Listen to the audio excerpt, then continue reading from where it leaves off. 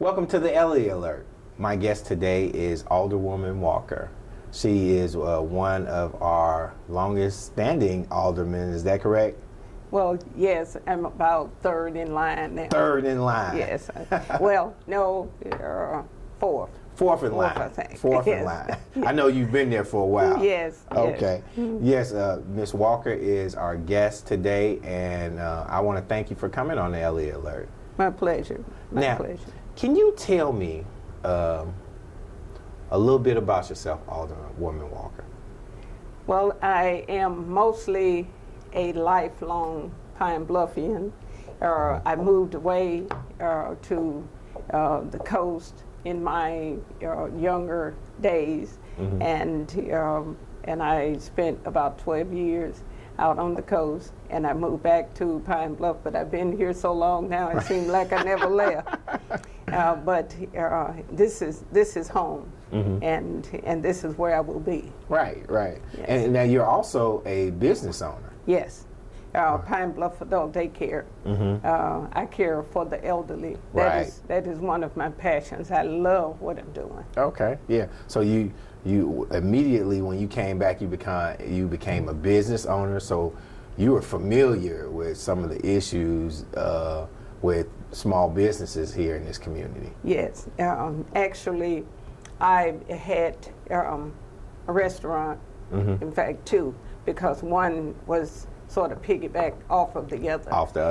But everything that I've done has been involving people. Okay. You know, that I've been around people and talking to people and knowing how they feel about things and things like that. So it's always people involved in everything that I've done. Right. And I know when you first came back, you kind of hit the ground running because you were a part of some civic organizations here in the community that you really worked with. Is that correct? Yes. I was a member of ACORN back in the day when it was ACORN. Right. And then I served on the Civil Service Commission. Okay, yeah. And so I enjoyed doing that because Okay. it was an opportunity to make a difference. Right, right. Yes. So since you've come back and you leaving the coast to come all the way back to Pine Bluff.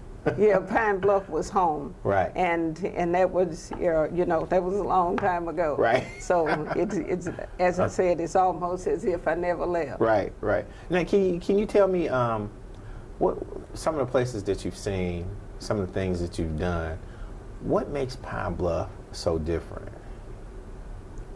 I guess because it's home. Right. There are places that is more to do and that type of thing. But I'm not a person that does a lot of stuff. Right. I work and things that is involved in the community, and so I'm not that much of a nightlife person Right. or event person. So it really doesn't matter how many things you have. Right. You're only going to see a few. A few. That's Yes. right. Now, we're going to go and get into the nuts and bolts of this. Why do you want to still be an alderwoman? Because it is my passion. It's easy for me because I love people. I love helping people. And I think that's how I got involved in the first place. I was kind of drafted into the Civil Service Commission. They kind of drafted me into that. And then after that, when the seat became vacant, people asked me, well, Ms. Walker, why don't you run for the seat? You're doing everything now. You're helping people and that type of thing. So I ran. I won. That was in 2005. And I've ran, I think, twice since then, and I've won. And I hope to win this time so that I can continue helping people. Okay. And the passion that you've had since even before 2005 in the community, you also have a couple other interests that you've championed here in the community. Is that correct? Yes, several. Which one in particular? Well, you tell us. For those who don't know, kind of tell us some of the things that you've championed in the beginning, because you've been on the council and been making a difference since 2005.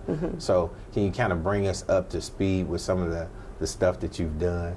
Well, I've always been involved and concerned about the rights of people.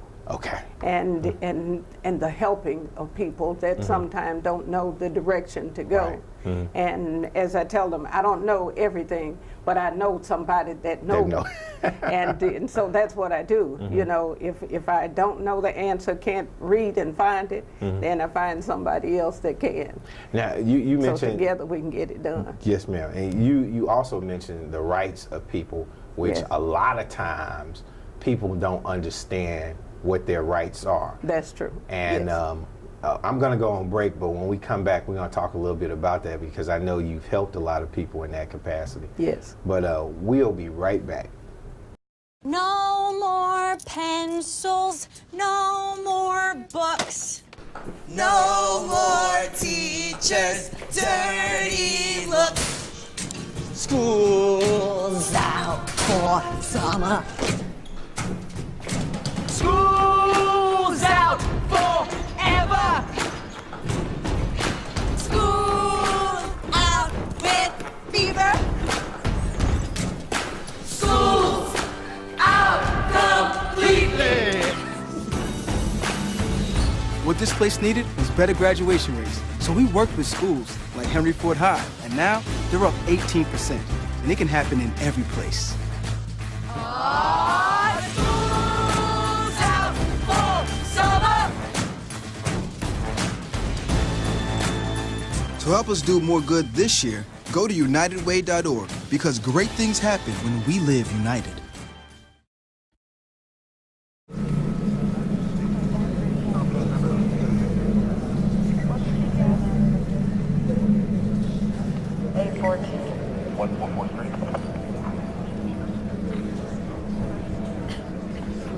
Did you go to the schoolyard? Calm down, please. Where did you look? We can make a plan somehow if I just... He's a smart boy, and he's gonna be okay. Just, okay, try to call him again. There's no reception. Everything is down. Try. I can't. Try already. Nothing's working. Well, just Everything's try. down. Do you think he's on his way? Please. Is he okay? Laura, Please tell me he's okay. I need you to calm down. Why, that's my baby.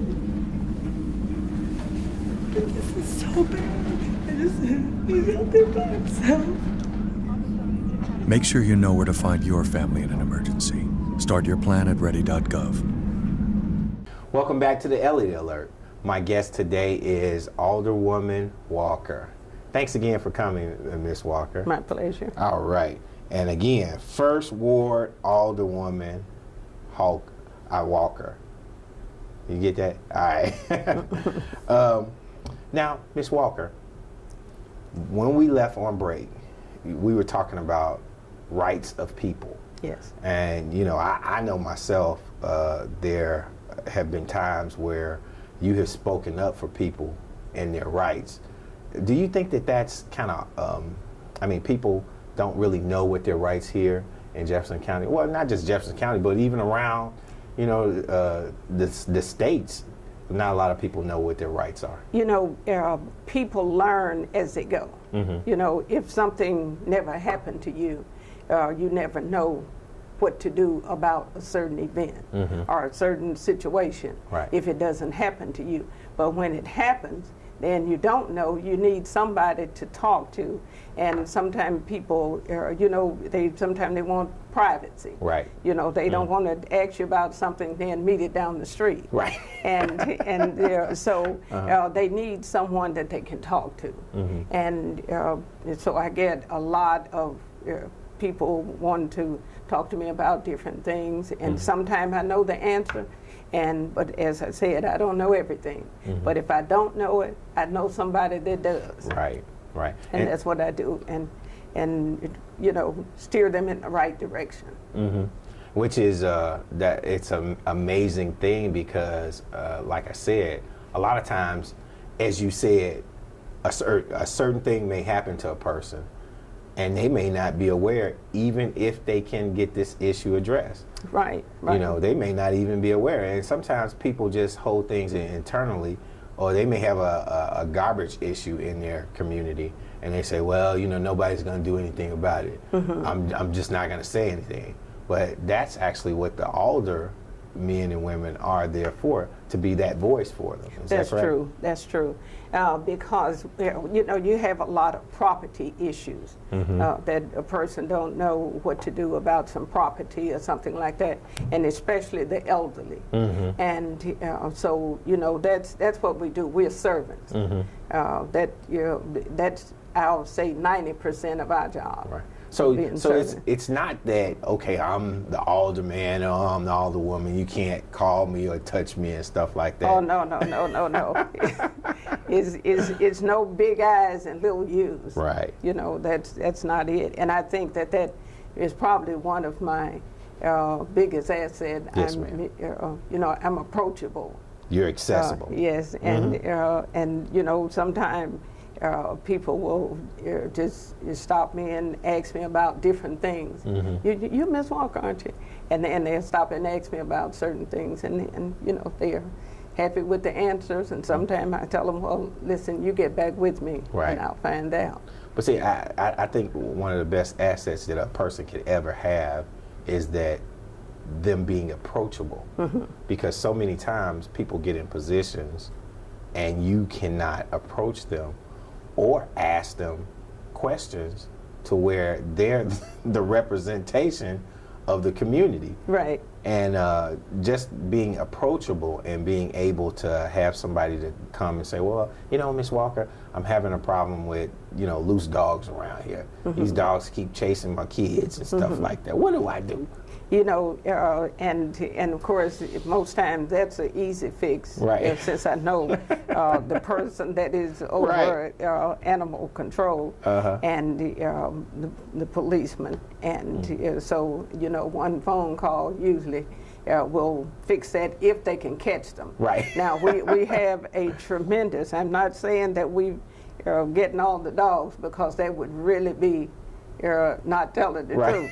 Because I don't know where all of them came from. In fact, yesterday I was out and a young man approached me and he was telling me about some dogs that you know, had some flea problems and that type of thing. So it's everything. You can't fix it all sometimes, but you have to stay on the person that you are trying to get to fix it. Because if they think you forgot it, they forget it. They forget it. Yes. Right. Now, tell me, what projects are you really, how shall I say, those projects that you feel passionate about, are most proud of? Well, of things that help the elderly, and then a project that we have at the University Park with JCDC, that we did 3 houses over there through community development, and we are in the process. That's behind the university, and at the present time we have 3 more that will soon be up.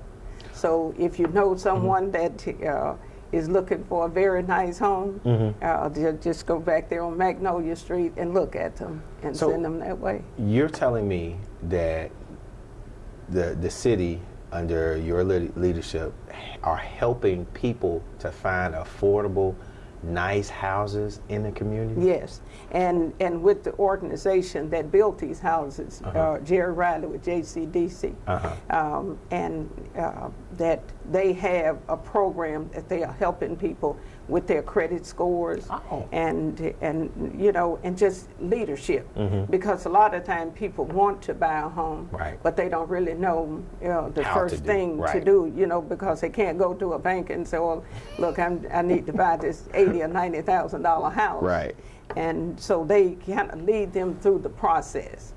And so they're very, this is going real good. Well, we're going to go to break, and when we come back, we'll talk a little bit more about home ownership in the community and why that's really important. Okay. We'll be right back. Hi, I'm Sunflower Wilson, a recent graduate with a degree in fisheries biology. As I begin working on my master's, I am confident in the skills and lessons that UAPB has taught me through instructors like Dr. Hawkness. Sunflower challenged herself with a rigorous course curriculum. Her efforts led to numerous presentations in front of scientific audiences at state and national venues. A National Science Foundation internship gave her the opportunity to go to Alaska and work with scientists examining crustacean physiology. UAPB prepares its students for opportunities like these every day. UAPB prepared me. And then from this angle, it all makes a star. I'm a teacher. Let me tell you what I make. I make learning a privilege, not a chore. Show up And frustration, a tool, not an obstacle. I make working hard seem easy, and giving up impossible. And then we're going to turn the lights and everybody look up. I make an old subject feel like a fresh thought. Finally won. What's your reaction? Yeah. Yeah, exactly. And unconventional methods Okay, what else? common. This is their world. There's nothing. And then they die. Go ahead, go, go, go. I'm a teacher. I make more.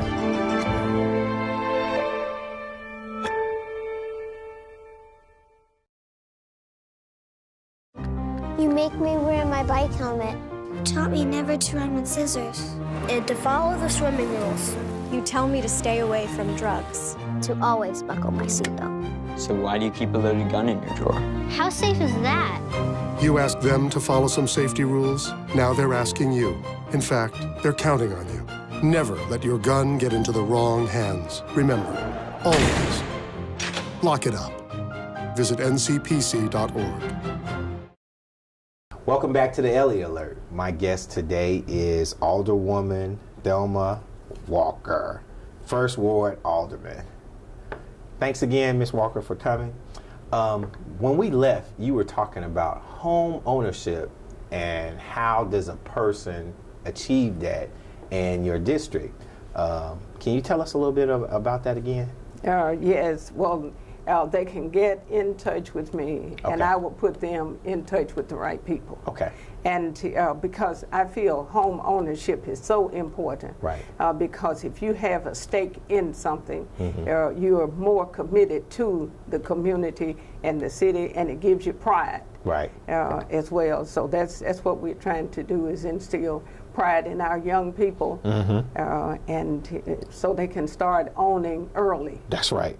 And the more kids or the more young adults who graduate and start owning property here in Pine Bluff, the more our numbers will go up. That's and right. we can probably get back up to 50,000. Yes, yes, we hope so. Right.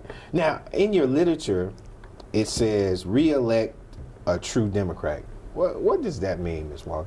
I have Democrat features and ability. That's, because Democrats are concerned about the well-being of people. And and I've always had that, and I support democratic ideas through our president. Right. And they're giving him a hard time right now, but he will survive, and that's in opposition. My opponent does not support the democratic idea. In fact, he taunts the fact that he is a Republican and a Tea Party member. So I don't think that we really have room for that. Okay. Now, so that's why I'm working hard to remain in the seat to help the people. He was against Obamacare, and I know Obamacare is good for a lot of people. Yes, ma'am. Yes, ma'am. Now, also in your literature, you stated that, what do you think makes the city government operate smoothly since you've been there?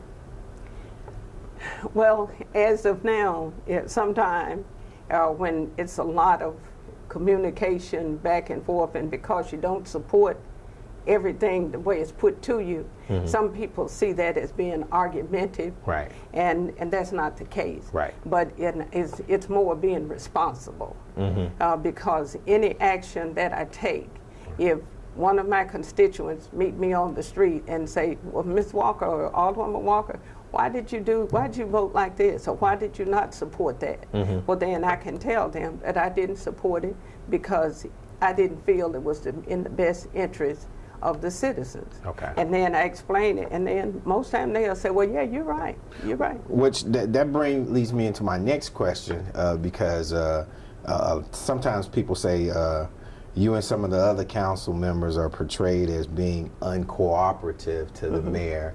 How do you feel about that? I think it's misunderstanding. You know, from what people read in the paper is quite biased. and so they read it in the paper, and that's the way it's seen. But it's more being responsible, because after all, when all is said and done, when I retire, hopefully, like Mrs. Holcomb, we still in the community with these people, you know, with our constituents and other people. So they are going to remember if you did a good job or not. Right. So I have to do what I can defend, because you know, everybody, the council and the mayor have a role. Right. And we are supposed to abide by the law. Yes, ma'am. And do things by the law and for the people. That's great. Now, I also want to talk about some of the future projects that you have. I read in the paper about a train coming or something like that. Yes, the railway service. Yes, I'm very happy about that. Okay. Because I started talking to different people that with the highway and rail department back in 2009 when Mike Ross' office was here. Right. And just as they was leaving. And in fact, I went out to talk to Mr. Hickenbottom. He was out there at the time. And I started telling him, you know, about why we can't have a rail service through here. And he said, "Well, Ms. Walker, I really don't know, you know." And I said, "Well, I think that we need to show them some interest that we needed." And I think he just kind of tried to brush me off, and then I kept coming back. So I guess he said, "Well, I just need to try to help her maybe start making sense to it." Right. And he put me in touch with some other people and that type of thing. And so it's been going, and hopefully it will come to fruition. Good. Because it will be a shot in the arm for Pine Bluff. It will revitalize downtown like nothing else would. Now, there's another project that you're working on, and we want to address this really quick.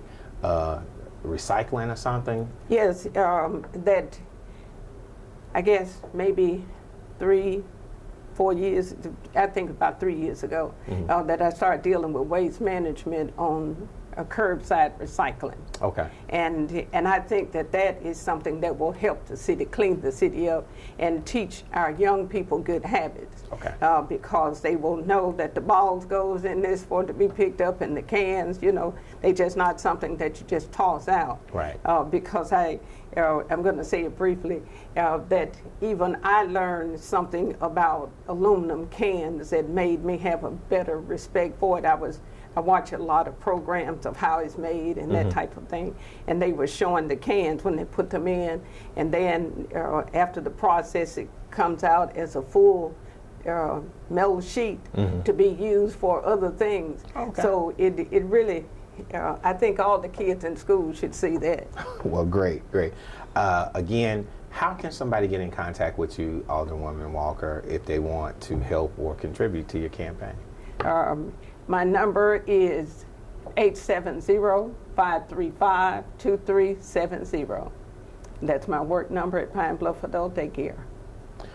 Thank you for coming. I just want to let you know you've just been placed on alert. Thank you. Thank you. All right.